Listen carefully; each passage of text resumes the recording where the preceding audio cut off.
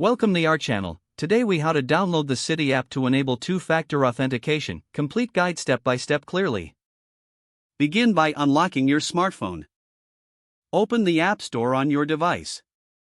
If you are using an iPhone, tap on the App Store icon. If you are using an Android device, open the Google Play Store. In the search bar, type Citi and press enter. Look for the official Citi app from Citigroup Inc. Once you find the app, tap on it to view its details. Check the app version and read the reviews if you wish. Next, tap on the download or install button. Wait for the app to download and install on your device. After the installation is complete, locate the Citi app on your home screen. Tap on the Citi app icon to open it.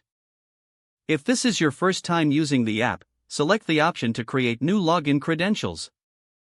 Follow the prompts to enter your personal information. Once you have created your account, you will be asked to set up two-factor authentication. Choose your preferred method for receiving the authentication code. You can opt to receive a text message or an email. Enter the required information for your chosen method. After you provide the necessary information, tap on Submit. You will receive a verification code via your chosen method. Enter the verification code in the app to complete the setup. Make sure to save your login information somewhere secure.